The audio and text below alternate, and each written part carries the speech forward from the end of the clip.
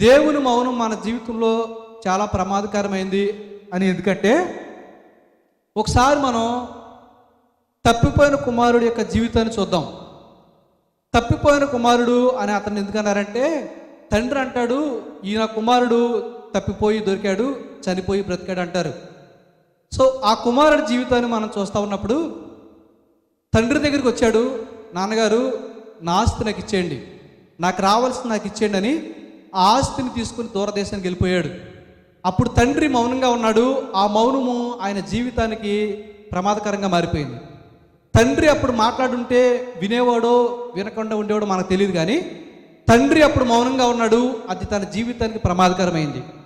So కొన్నిసార్లు దేవుని మౌనం మన జీవితానికి చాలా ప్రమాదకరం.